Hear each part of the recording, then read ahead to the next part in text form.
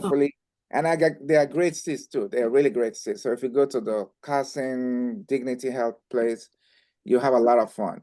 They got better food than SoFi, and I can tell you that for sure.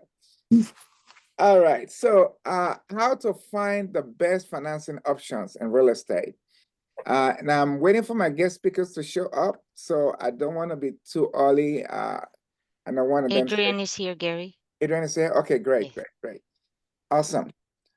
So let's get started. I'm really excited about this because again, uh, you're gonna find out a lot of things that are possible. And Adrian, I'm gonna kind of keep you down towards the end, but you can interact, feel free to interact throughout the process. Uh, because we want people to have an understanding of what's possible for them. So let's get started. It's not working. Okay. Name is Gary Nix. I'm a broker associate here at Keller Williams. I've been doing this for 18 years. Really been blessed to change a lot of lives. I don't do what I do because I want to make money. I do it to change lives. And I always remember the first time when I actually got into real estate. I was in retail, and I have this old man, old Jewish man. I remember him very well. Look, put on a jeans, like a really regular shirt. You wouldn't know it has anything. And I helped him with lighting equipment. And he just felt my passion in helping him to understand lighting, how it can be used for photography and all that stuff. And he asked me at the end, like, uh, can I actually what happened is it bought a lot of stuff for me, and I was really blessed. This man blessed me for the whole month, right? And I asked him, like, who are you? How do you buy this much stuff? I mean, he's buying 12 of this, 6 of that, 12 of that, and I believe it's for people. And he asked a lot of questions about those things. So it's not like just buying it for them. He really want to be connected to what he's buying for the people. And so he says, son, can I give you an advice? I say, yes. He said, can I advise you to go do real estate? I said, really? I said, why? Uh, he said, when you do that, because of your passion to help people, you're going to actually help people to become wealthy. I said, huh, okay. Well, Mr. Murdoch turned out at that time, this is 19, no, not 19, this is 2005 or so. Uh, he turned out to be the 64th richest man in the world. Oh my God. And when I read his story, I see exactly what he was talking about. It came from nowhere. His parents owned a mobile home. And imagine growing up with your parents in a mobile home, and they move them from place to place, right? They will go help. This is back in the South, back in those days, where they will help, what you call those big plantation owner to set up farm, and then once this farm is set up, they will kick him out. So the kids are constantly being hustled from one place to the other.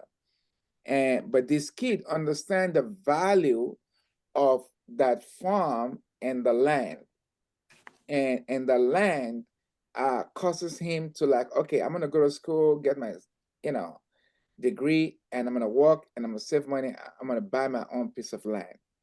And that's what he did. He bought a piece of land, and that piece of land, you know begin the transition of how he ended up being the 64th richest man in the world.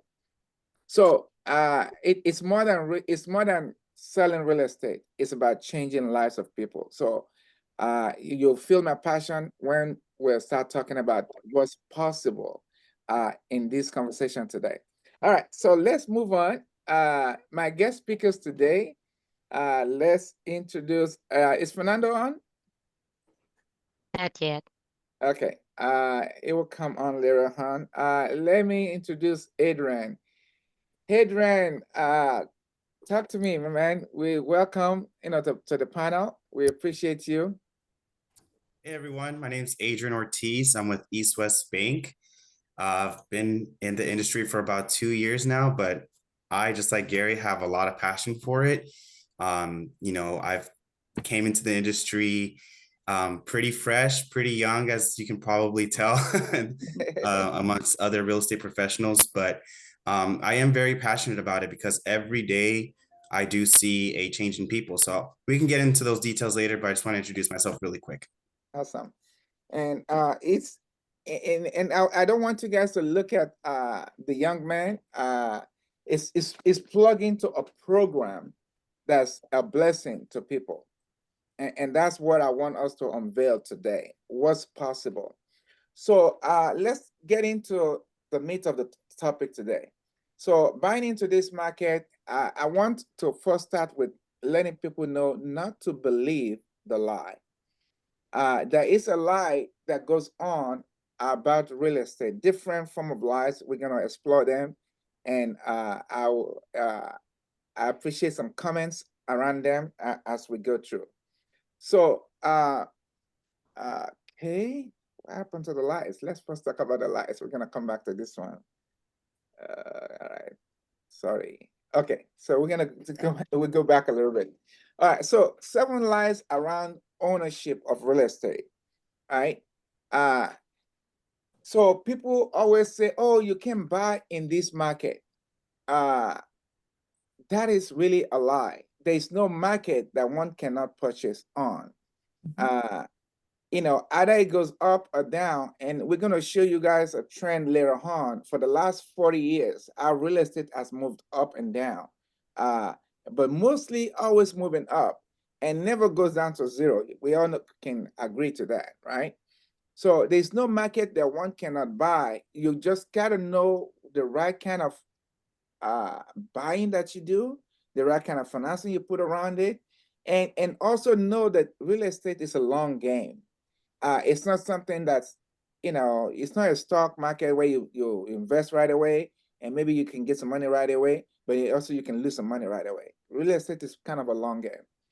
So when people say I need to wait for the next market, you don't know what that next market is going to look like.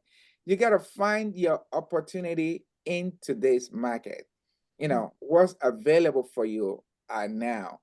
You have to look at that, and then things become possible from there. And another lie people talk about is there are no great deals to be had. Well, that's actually not true. Again, it's what makes it a great deal. We have to kind of assess what makes it a great deal. Sometimes it's just getting the property. I can give you a story. I remember a young lady that's a nurse, so making decent money. And I knew her for years. I'm like, you need to own real estate. And she's like, oh, I have responsibilities, blah, blah. And she kept saying she has that responsibility. And this is somebody that's making, I'm talking like 12 years ago, that was already making over 100,000. And I keep checking in on her. And 4 years later, she finally said, okay, Gary, even if I want to do it, I don't have any money to do it. I don't have savings because I have all this thing. I'm taking care of my parents, my sister, blah, blah, blah. I said, okay, I get it. All you need to do is find what's possible. So if you let us find what's possible, you'll be able to get a place. You have the income. And that's one of the presentation we're going to do today, to understand if you're in a place like that, where you have income, but you just have lots of responsibility. I get it, because sometimes if you make $40,000, you have $40,000 responsibility. If you make 100,000, guess what? You're gonna have $100,000 responsibility. They just come at you as you get blessed more. And if you make $250,000, I've had people sit in front of me. Matter of fact, we're talking to a young lady. She makes about $500,000 a couple of weeks ago, and she doesn't own a home. I'm like, oh my God. And she said, I have responsibility. I said, okay. This really proved my point that it doesn't matter what you make. There is responsibility to meet you at that level. It's just the way life is, right? Now, there are different form of responsibility, right? I'm talking to this lady that makes about $500,000, and she said, well, I, I travel quite a bit. I'm like, okay, when you travel, who do you travel? I said, oh, no, I took the family out, but we're going first class, so our travel expense is like a $35,000 expense when she goes. So I'm like, okay. So that's where I'm saying that it doesn't matter what we make, that is responsibility to that level for us. We just have to make a conscious decision that we want to invest in our future. And that's what real estate is.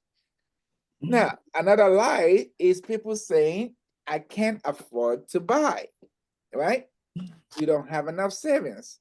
Now, if you don't have enough income, that's a tough one. But I even challenge you that if you think you don't have enough income, think again. Because I find out that if you're living, you're renting a place, you're working, there's probably some income for you to survive.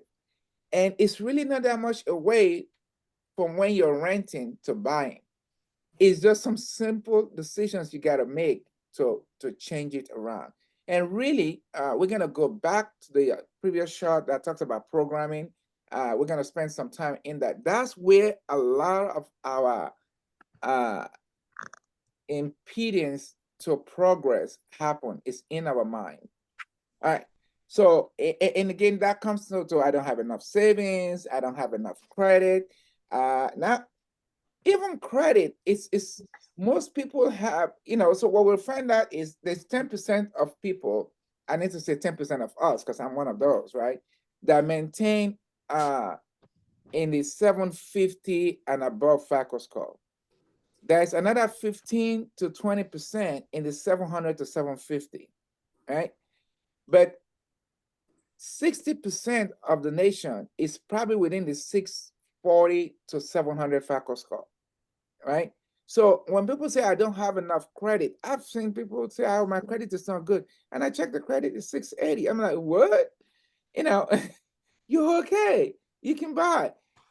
Even when it's 500, I had the benefit of talking to a young lady. I don't know if she's on, because I don't tend to see who's on. She was 428 a few months back, and we looked at the credit, and I told her, I said, you're just a few decisions away from getting it better. And she said, really, Gary, how could that be? I've been in this level for the last 34 years. Wow. So this is what I'm talking about. Lack of knowledge make us to put ourselves in a position. And we assess it. I said, listen, we can settle this, settle that. Can you come up with, $4,000? And we can call on this stuff. Now, this one that you have, let's pay it down. And then one we have, let's pay it down. That was like a few months back. And today, she just called me. She's 640 now. 642 to be precise. So it's just, we're only a few decisions away from getting it better. Then the last lie that people have is, I don't want the commitment of a home purchase. Now, what is that commitment? Yeah, it's a 30-year deal, but nobody stays in their house for 30 years. Let me just dispel that lie. An average American family move within 11 years. It actually used to be shorter than that. It used to be 9 years, but it's now moved up to 11 years. And I really feel COVID and stuff like that create that effect. That's average American family. I can look at my family, for example. We've changed homes in the last 30 years, because I think I bought my first house almost 30 years ago. But in the last 30 years, we've changed home 4 different times. I almost sell this one that I'm in. I wanted to move to a single level home as opposed to a 2-story home. Still fighting that with my wife, actually. We're still talking about that yesterday. So it's average American family changes home, is my point, right? So there's no long-term commitment. It's just an opportunity to change our lives. So Adrian, do you want to add anything to what I'm saying? Most definitely. So, as you mentioned earlier, right now, that most people tend to purchase every 5 to 10 years. Actually, I just sat down with a client yesterday who's purchased about 4 homes in his lifetime.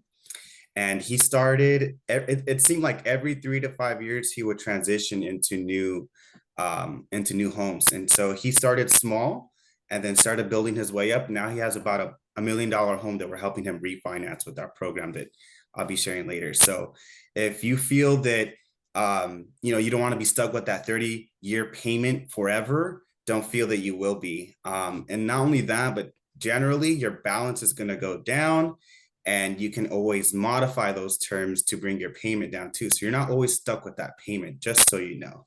So those are just some things I would like to add on to what you just stated. All right, thank you. Wendy, is Fernando here? Yes, he just came in. Okay, cool. All right. I'll chime in on him later. So let's talk about the programming of our mind. I talked a lot about where a lot of things happen for us is it's in our mindset. We make this decision that we can't do this, we can't do that, or that's too much for us, because of our mindset. What is our mindset? It's our way of thinking. So we call it the programming of our mind, right?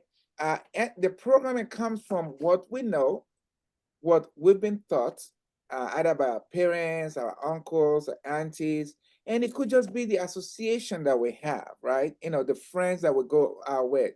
You are usually a reflection of the 5 closest friends that you are in. If one of you get into a house ownership, you see everybody start getting into home ownership. So it's always that programming that's in our mind. So our programming it creates a feeling for us, and because we think that way, we do things that way, we feel that way, we act that way. It leads to our action, and that's the result we get. Now, when knowledge come in, and we open our arms to receive those knowledge, basically new information. Knowledge is just new information, something you don't have there. The book of Malachi, I'm kind of referring to the good book here, talks, there's a part in that book that talks about when you open the windows of heaven, and blessings come to you.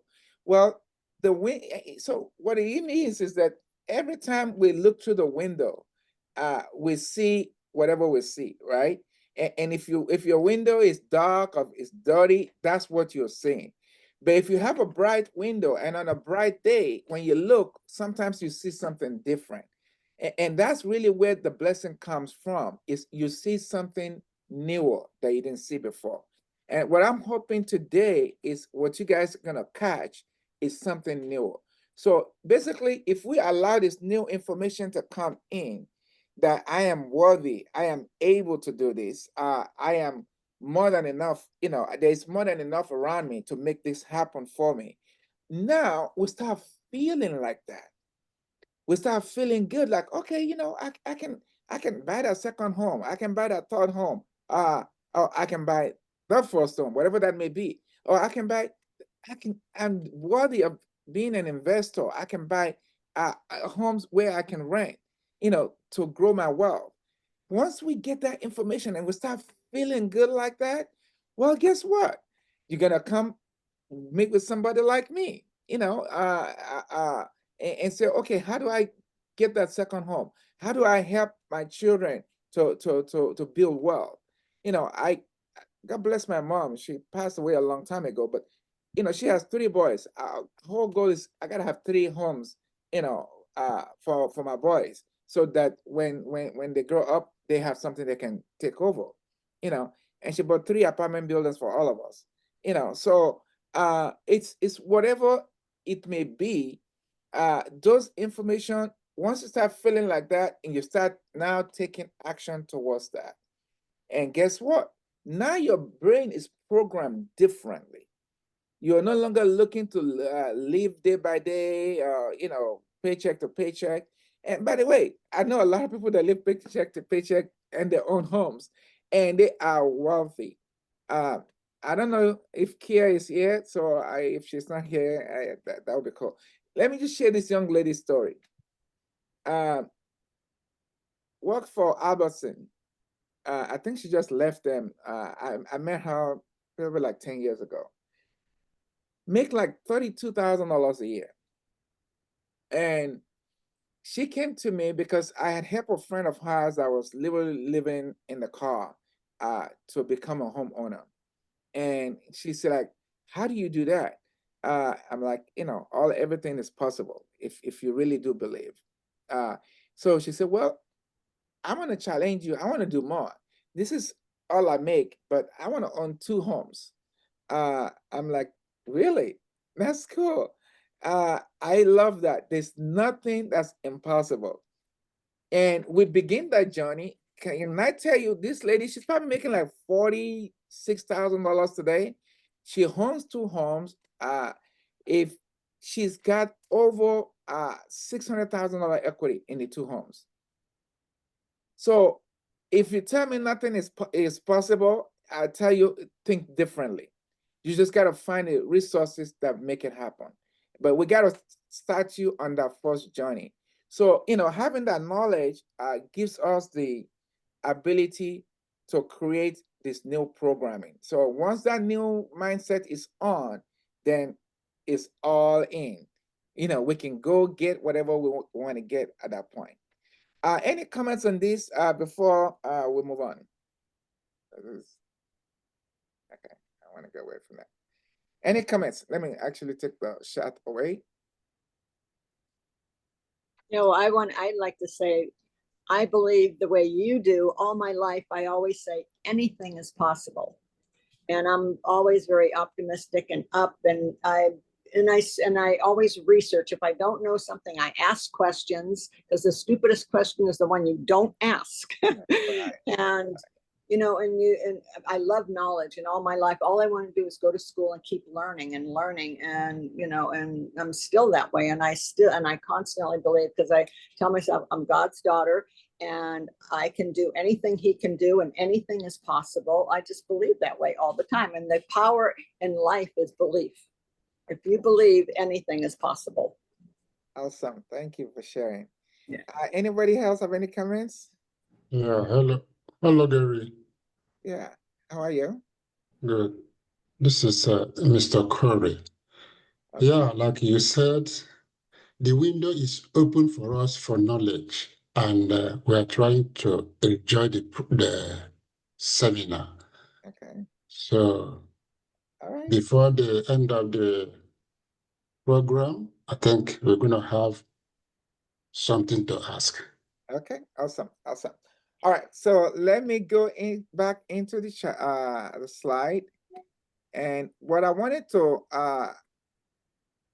now, Fernando, I would love for you to come in on this one. So what I want you guys to see is the chart before you shows 2 things. It shows mortgage prices and it shows mortgage rates.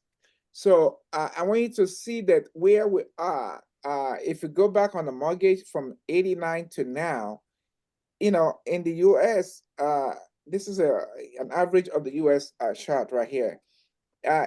It just shows that home always trending up in value, right? I remember I had a couple that came to me a few years back, and they bought their home about 35 years ago, and they told me they paid like $35,000 for the house, right? And I'm like, whoa, okay. So the house at that time was worth about 1.5 million. So 35 years ago, they invested in a house. It's now worth 1.5 million. So we're now talking about, if they were to sell it, what capital gain, blah, blah, they want to know all of that question. And I'm like, can you just think about it? You invest in something 35 years ago. And of course, you've spent some money, improvements and all that stuff on it. But now it's worth 1.5 million. That you are basically a millionaire because of that investment.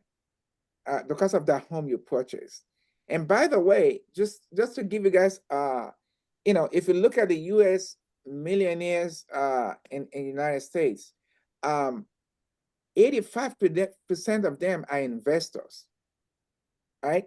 And most investors own homes. You know, that's where most of their wealth comes from. You know, you have those 3% that was born into wealth and or marry into wealth, and they got it like that quick. But most of the average millionaires in the United States were people that invest.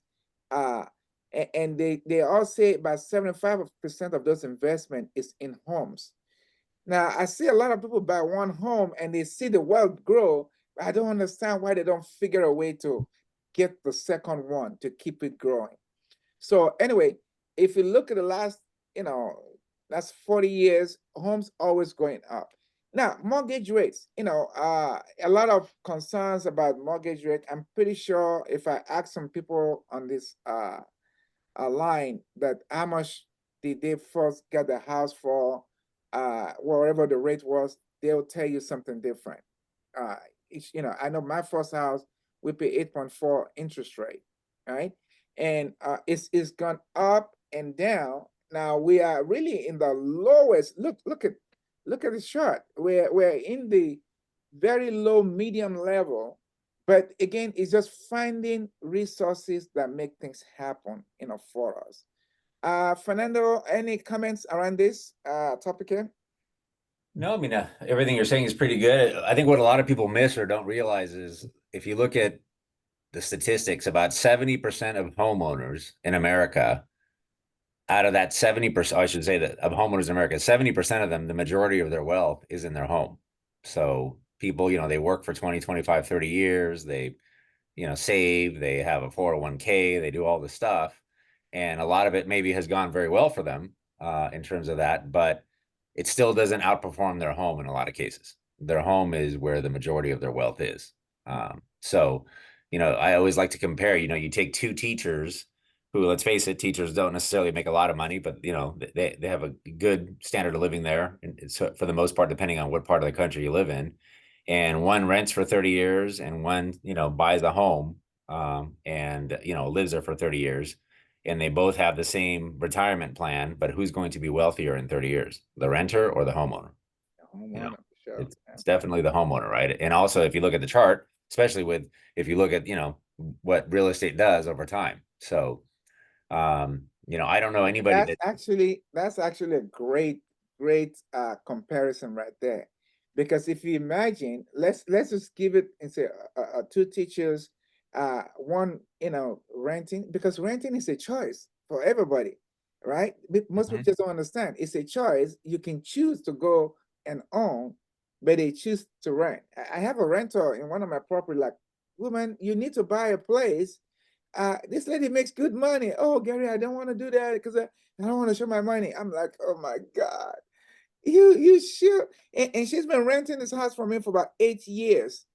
And just imagine the house she's renting when I bought that house and she moved in there, I paid $500,000 for it. So today, if I want to sell a house, it's by $950,000. And she has the money to buy, because when she first moved in, a bank statement shows over $100,000 in there. So it's a choice that we make. And by the way, she's getting this email and text all the time too, for the last 8 years.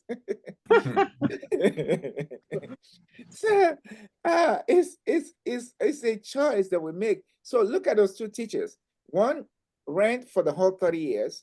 And let's say she has a 401k that's got $200,000 in there. Great.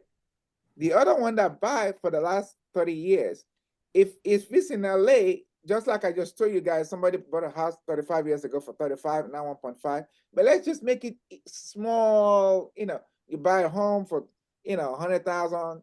In 30 years time, it's 900,000. Do you see the huge difference in that? Because now the house is paid off in 30 years. And now that person is worth, you know, almost $1 million, adding to their 401k. So the benefits just outlast itself if we can figure a way out. And our goal is to open up your mind to do that. Okay, let's go into the programs. I don't have this lady here. I'm gonna start talking about this, and then I'll have my partners talk about other stuff. So this is a B of A program. It's called Making Home Buyer Needs, blah, blah. And basically, they give you a grant of $7,500 towards your closing costs and another $10,000 towards a down payment. The only caveat to this loan is you have to buy in certain tracks. Where we have to look at the property you're looking at and say you have to buy in that track. But this is possible for someone that's like, okay, I want to buy. I don't have a lot of money, but I have income. You do need to have a pretty good credit for the program. So this is possible. You just have to buy in, in low to moderate neighborhood. And by the way, it's if you look at the whole state, there are different sections where you can get this low to moderate home ownership, and you can plug into that. All right, so let's go. That's one opportunity. Next opportunity. Okay, Fernando, can you tell us about CalAlpha? How does that work? Yeah, this is the California Housing Finance Agency. Number one, they do offer down payment assistance with a silent second with either an FHA or conventional loan. They will offer either 3.5% or 3% down to you. And they do have very competitive rates for the market, depending on, they obviously fluctuate how the market moves, but they're always very good and very competitive where they're at. It does have, you do have to be a first-time home buyer, but it does have a very high income threshold because there is an income limit. So at Los Angeles County, I believe it's 194 for a family. So if you make under, you would qualify for that if you're a first-time buyer. They also have that Dream for All program, which a lot of people have heard. That comes and goes as they open it up and then they run out of funds until the next fiscal year. And that is the 20% down that the state is giving to the people that won, or got picked in the lottery. And that, like I said, that program fluctuates as long as they get funding for it. When they do the budget every year, it will continue. So right now it's pretty much done for this year, but we'll see what happens next year on it. But yeah, those are the two big programs that they offer. So the benefit to this program is you can buy literally anywhere. Anywhere in California. It's a Yeah. state. Yeah, there's no census or nothing on it. And the income limit is also pretty high, $192,000. By county, but 194 here in LA. Yeah. Oh, okay. So, all right. So, what is it like in San Bernardino and Riverside County? You know what? I took my chart down, Gary. I have to look at it. I mean, I know Okay. LA because that's most It's of like it. it's like It'll be a little 140. lower. Orange County should be about the same, but it'll be a little lower. Yeah. Okay. Riverside and San Bernardino. So, but again, for people that says, we're talking about the lies of home ownership, right? Say, I don't have the money. Well, guess what? I've had a lady, one of the lady that I mentioned earlier on, that keeps saying that she has responsibility. This was a program we used for her. And with this program, she was able to buy, and guess what? What she bought within like 4 years, that thing appreciate $200,000 more like that. And she's like, oh my God, Gary, I'm so thankful that you let me, you push me to this thing. Because now she's acting like, okay, I got some wealth. And she's probably built up another $100,000 since then. So it's just anything that you can get into is possible if you open up your mind to it. So anyway, I want you guys to know this.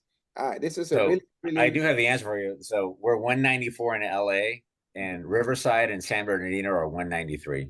So it's only Jesus, it's yeah, very little. Everybody the same, income. So Actually, Orange County is higher. Orange County is 255. Wow. Okay.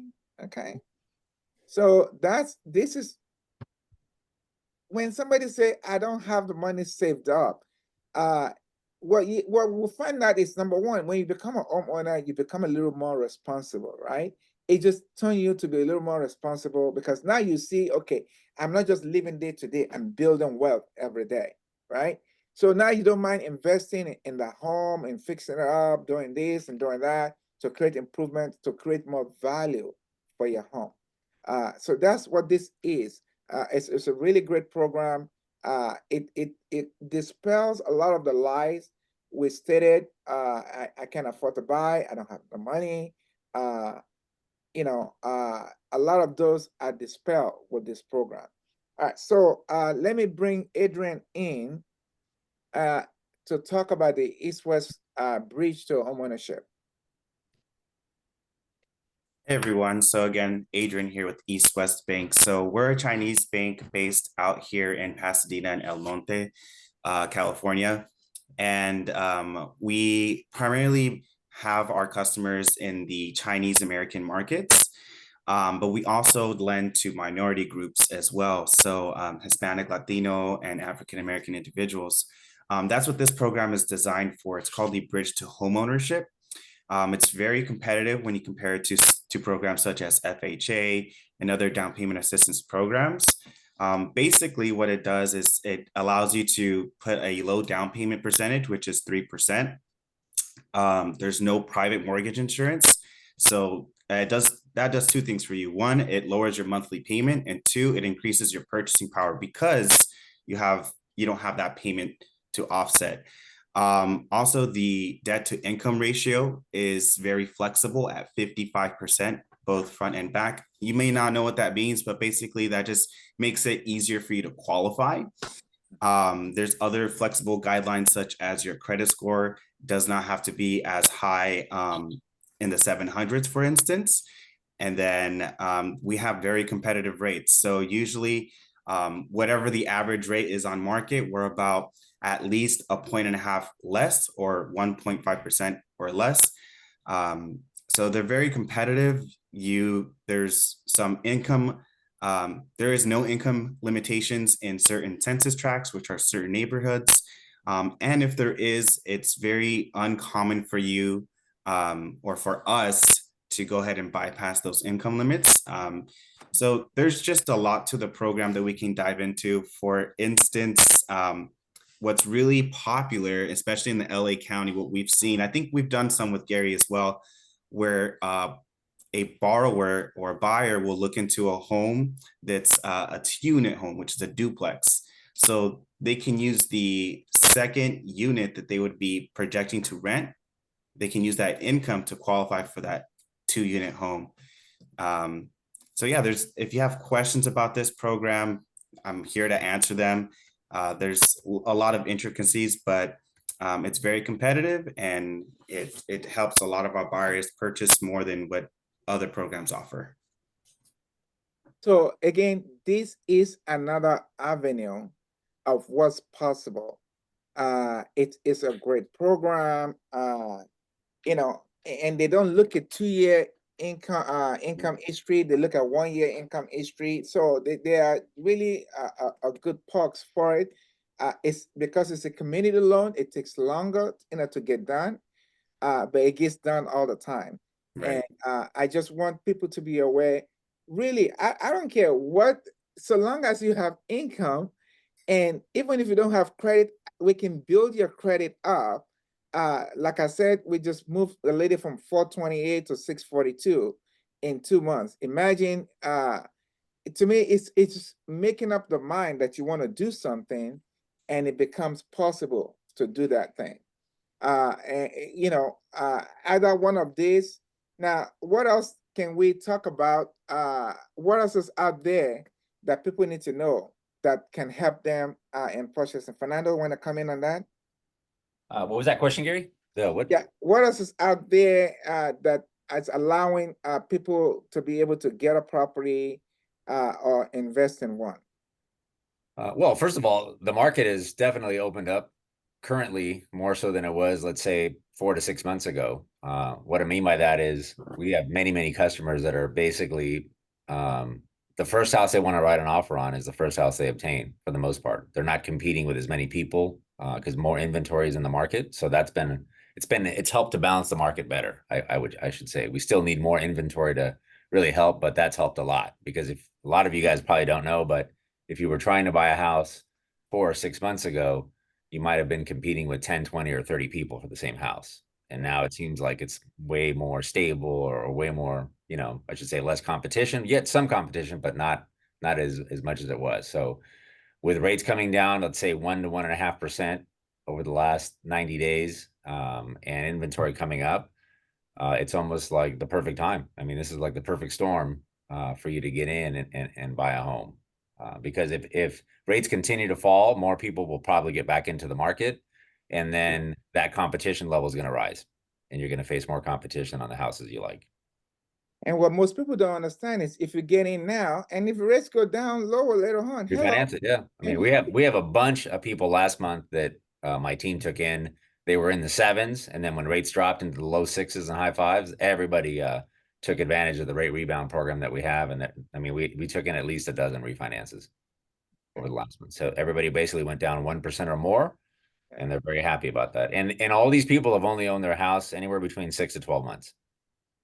Nice. Okay. So all right. So I think we still have one more for Adrian. Let me just share that slide. So because I do have a bunch of people that do have homes already.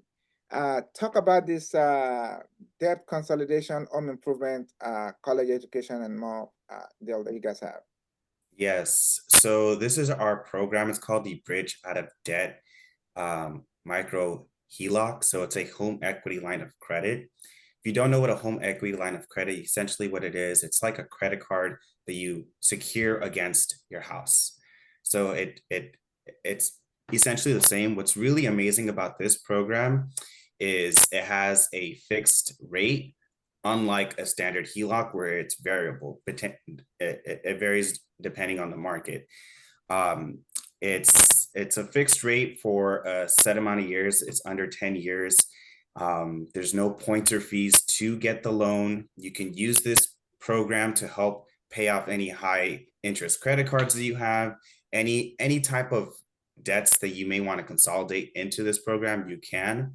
What's also beneficial about this program is that you can also use it to help fund your purchase. So whether you use those funds for your down payment, your closing costs, you can use this program to help you fund your purchase with our standard program, which is a Bridge to Homeownership. So it's a really powerful program that allows you to, or programs that allows you to just increase your purchasing power or just increase your probability of being able to qualify for a home. So I think it's just an amazing program. And I just want to kind of open up the table here for everyone to just kind of chime in on any questions or doubts you have. I'm pretty sure this is the first time that you may have joined a seminar and you're unsure what it is like to purchase a home, what that process is like. So maybe we can open up the table for, Gary and Fernando and I just to see what we can help you with on that end. Awesome. Thank you very much. All right. Anybody got questions? We've got, the experts here. I have one question pertaining to the first time buyer deal. I mean, I've owned my own property before, although it was back in the late 80s, early 90s. And I haven't owned another one since. And I don't own anything. It's a long story what happened with that. But the deal is, over a certain period of time, aren't you a first time buyer again? 3 years. 3, oh yeah, so I'm good to go. I thought so. So yeah, and then back in the day it used to be 5% down, but now it's lowered, as you said, right? If you listen to us, we have as much as 0 down. Yep. Because with the Cal Alpha that Fernando was talking about is 0 down out of your pocket. Now that one I do recommend having some closing costs, but we can talk about that. But that's again we want to dispel the lie that Right. It doesn't matter where you are. If there's income and there's some credit, you'll be able to obtain a home financing. Anybody else? Thank you so much, Gloria. Mhm. I have a question Okay. for Adrian. Mhm. He said there was a fixed rate on the HELOC. Yes. What is the rate on that?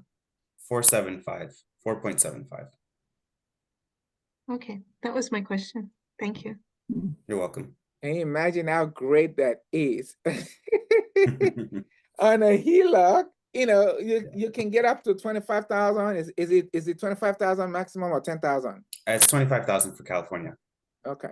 So Mhm. up to 25,000 to pay off all your debt. And imagine this is 4.75. I don't know how many credit card I have that's like 20%, 16%, right? I'm always switching between my credit card, like, okay, I think a YN1 give me free 0% for a year, and then it goes to 23%. So I move my debt, my other credit card balances to that one, and I pay that one, but quickly pay it off before the 23%, amount. So this is great where 4.75, you can put all your debts on this one and just focus on paying that one thing down. And then if you're going to use any other credit card, I mean, this is a way of life. We're talking about how we can change our living. There's a difference between one person and the other person. The other person just gain more knowledge. Really, the word of God that talk about wisdom and getting understanding is so privileged in how we have the quality of our life can change, right? If you have two people making the same money and one person just have a bunch of credit card that's 19, 25% down. So of course, when they spend, they got to pay 25% on those credit card. You move it to something like this, it's 4.75. Hello, your life changes. Saving So hundreds. it's remarkable. Any other questions? Yes, I have a question. Mhm. Okay, the first program you were talking about, the East West Bank for the first time buyers program. Mhm. Okay, me and my husband, we purchased our house. It'll be 3 years in December. So we pay a PMI. I was trying to figure out, could we possibly switch to that program that you were telling us about since we're paying a PMI? Yes, you are Yes. able to refinance your property with that program. Okay. Mhm. Okay. Adrian, do you guys do refi? Because I don't think you do refi, right? Yeah, we do refis. Okay. All right. Good to know. Good. Is your contact information on the website or? Just call me and I'll connect you with them. Yeah, Okay, Gary. Thank you. you're welcome. All right. All right. Anybody else? Guys, Yes. you all have another. Someone's raising his hand, Gary. Samuel. Okay, Sam, come on, talk to me.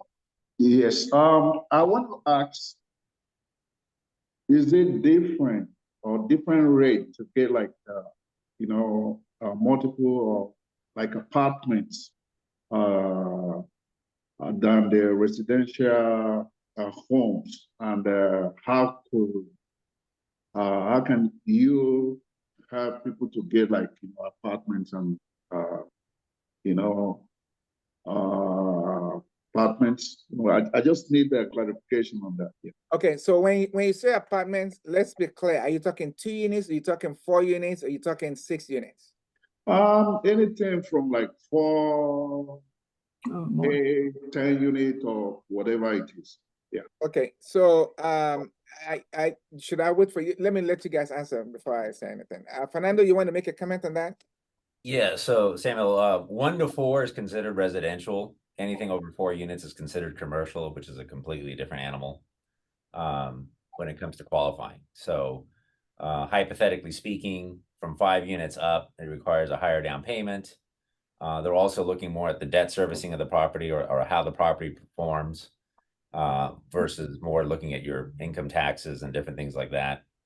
So it's more about having a higher down payment and how the property performs, which determines, what the banks will lend on that particular property. Whereas 1 to 4 could be 3.5% down, could be 5% down, 15, 20, whatever it may be, somewhere in there. So it's, and they're looking more at you versus the property in a lot of cases. Yeah, the main difference is that 1 to 4 is going to be your residential. Anything above that's going to be considered commercial. So there's different qualification guidelines on that. And I'm pretty sure you guys may be wondering if our program allows that. We only allow up to 2 units for our program, just in case you guys are curious. So anything above 3 units is something that we wouldn't be able to finance. Okay. Thank you so much for verifying that to me. Thank you. Sure. Right. So let me put one more slide, and I still welcome questions, because really the slide I'm putting up now is just to let people know if you want to contact us, if you have questions around credit. I don't want that to be on this platform. What needs to be done for your credit to get it better?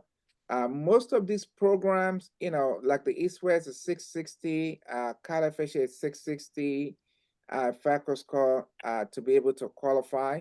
And you know, FHA obviously can be 640 or lower. So, you know, one of the things that I've done very well is that I always analyze the individual and then match them with the best program that's going to work well for them. And to me, it does not matter what, it's just getting information. Because if you don't have any money at all, you got to go with a program that doesn't, that allow you to get without having money, right? If you have some money, you know, to be specific with East West Bank, if you're buying up to 640, you can put 3% down.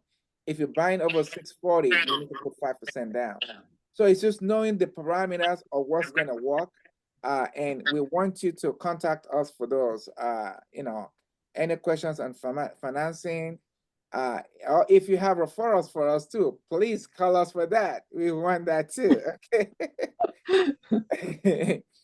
Any other questions? I have a question. Okay. All right, Ms. Terry, talk to us. What's the question? I'm interested in rebuilding. Is what finances are there available for that? Like a renovation loan? Yes.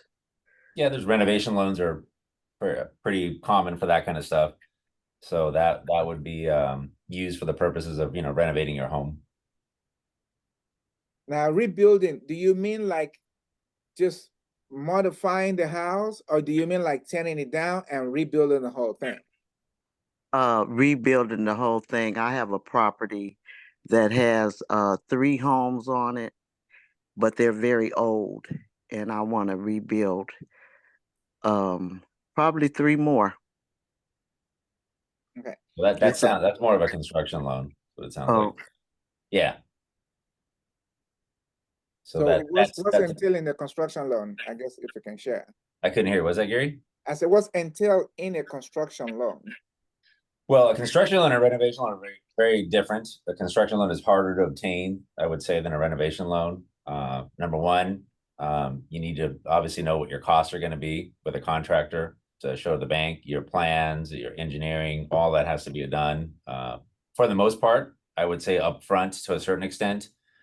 They can obviously plug in some numbers, but you know, they have formulas. Typically, they don't want to lend all in more than 70% of the entire finished value of the project. But it's all case by case. That's how they look at it.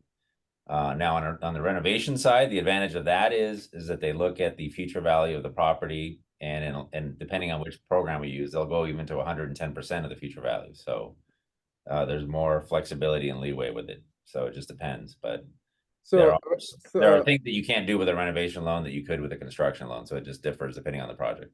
So renovation loan means you're gonna keep the bones of the property and just do everything else around it, right? For the most part, yes. Yeah. While construction is tear down and rebuild. Yeah, and also to add more units, like you said, that would be construction. Yeah. Okay, got it. And by the way, I will definitely do good legwork on that before doing it, because I remember, again, we talk about knowledge and how our knowledge get us to do stuff or not. Because I was considering selling my house last year. Was that last year or even early this year?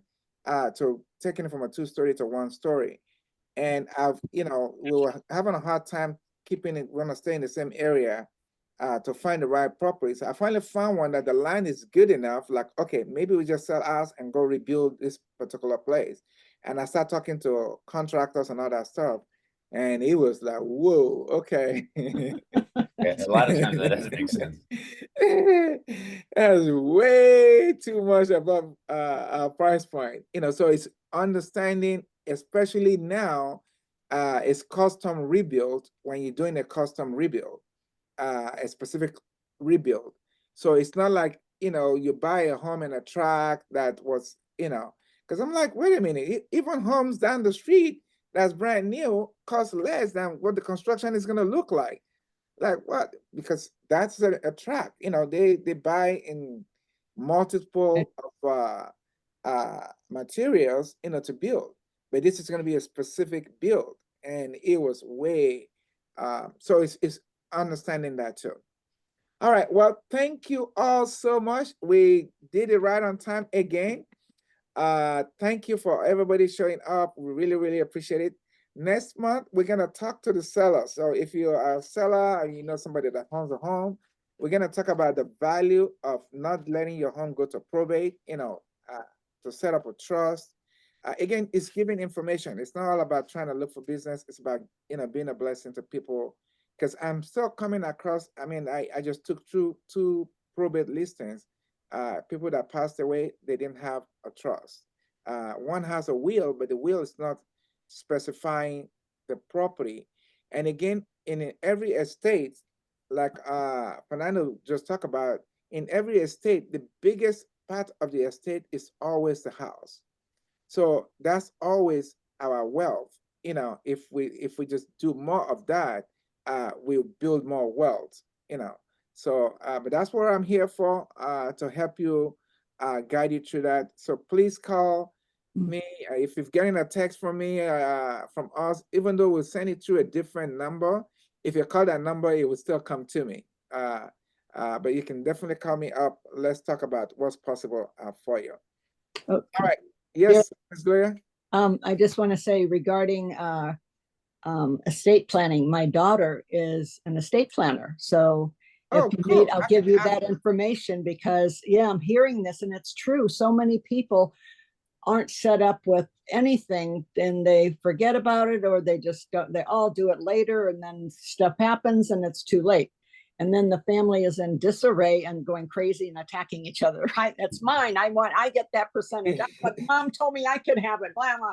I mean, it goes ballistic. So it's a good idea. And I love this that, and as I wanted to ask you, as far as, are you going out and seeking your, for your research for, because you have to be diversified in your, when you're shopping for construction or anything, you have to shop around because, but once you do your research and you have places to go, you have, and you have a list. Okay, I'm going to go to this person because I know what they're going to give me. So do you go out like knocking on doors yourself to get your info, or how do you hook up with or know to go, or you just stop at every bank and check out stuff, or how are you doing that? Are you talking about for construction in a loan? No, for everything that you do, for all the knowledge that you're. Well, I've been blessed to well, you've been help a lot of people and have a lot of relationship. And because I do a lot of business, I get a lot of people that call me up in terms of what they do, what they offer, and I assess that and see what's going to work well for the people that I know. Yeah. So that's how we build this relationship together. Yeah, it's a networking kind of thing. They know your reputation and say, I want to do business with that guy, because everybody's going to make each other money if you're successful and you're communicating. Communication is key in life. Absolutely. So, hey, Gary, I got to run. I got my client. All right. Thank you, my man. Thank you. Thank you, guys. Appreciate it. We're at the very end. We're going to raffle out. Thank you again.